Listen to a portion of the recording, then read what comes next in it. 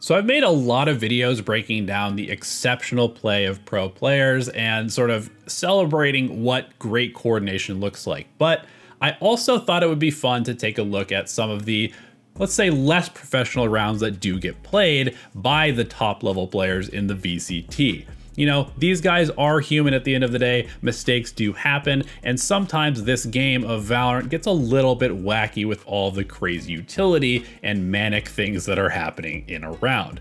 So in this one between FaZe and Cloud9, things are gonna get pretty silly almost immediately. We've got Baby Bay here on the Neon.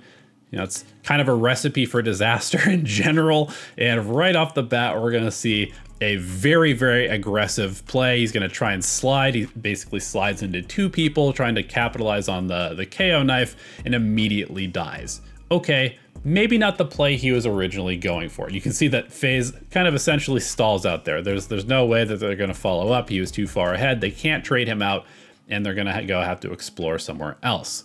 Now, meanwhile, Dicey has lurked his way up to the stairs of B, and he has an operator in hand, and he's basically just going to contact in. We see Ye do this a lot. We see a lot of chambers do this type of play where they try and just kind of clear the angles all the way up to the entrance of the B site with the operator. Meanwhile, the rest of FaZe walking their way over here, and one good thing did happen as we see Dicey find a great pick there on Curry. Because of this early aggression from Baby Bay, you can see that there are 3 players from Cloud9 stuck over on the A site because it looked like it was a fast execute. FaZe had been doing that quite a bit where they were taking a ton of early pressure in A main and then eventually executing onto the A site. So despite Baby Bay kind of feeding his life away, it does actually accomplish something.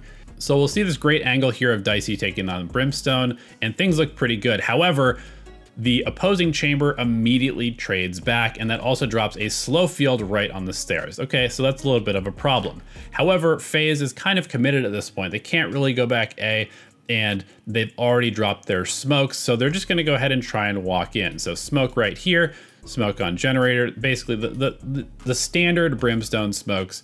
And again, we have Dicey leading the way with the operator. At the same time, you can see that Cloud9 is ready to try and contest this spike plant. And this is where things get a little silly. So Leaf has walked his way into this cubby and is going to try and push through the smoke. Meanwhile, we can see that Breach is trying to stun Sight and also probably gonna push through the smoke as well. And the rest of FaZe is just trying to get into their post-plant positions. Dicey thinks that he can find a timing and starts to walk through the smoke. Now, at the same time, Leaf realizes that maybe he can stop the plant and spams through this box, and he's trying to find this kill on Superman. Regardless of how silly this looks, this player is not the target. So we're gonna see him spam a ton of shots here and narrowly misses killing the chamber who is in smoke. He does actually end up getting the spam kill, but the spike does get planted. Now, watch as chaos ensues. So, boom, there's a flash to try and lead the way through the smoke.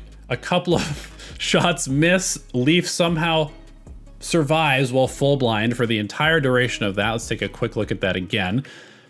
And is able to just jump around and avoids the headhunters, and eventually right clicks Dicey and takes him out. Okay, so this looks terrible for FaZe, right? Because Cloud9 has 3 players, they're all running in, and they essentially know where this Breach is. He does have the Rolling Thunder, so that is one thing to work with, and maybe he can go back and play for that, but it's gonna be difficult to close out this round regardless. So what happens next? Well, that happens. A couple of Cloud9 players line up. Fly is able to flush the last player out of cover with the Aftershock and eventually wins the duel to clutch it up and win the round. So this last little sequence, I want to take one more look at and just appreciate how silly this game can be. Just come up with the goods there, but Leaf returns to one of his own. He was just playing around arcade. He's going to take you back to the safety with the rest of his team now to start to play this retake. Line comes through. That's going to be the stun. The fault line sponge. Oh my god, how does he find that angle? Dicey just pushes straight through. Headhunter in hand. The flash to support, but Leaf, he wins it out. That is a bit of a whimsical, bit of a ridiculous moment. You cannot line up like that. Aftershock, swing it through. What is that? The Red Bull Clash for Fire. I can't believe what I've just seen. I can't believe that final round.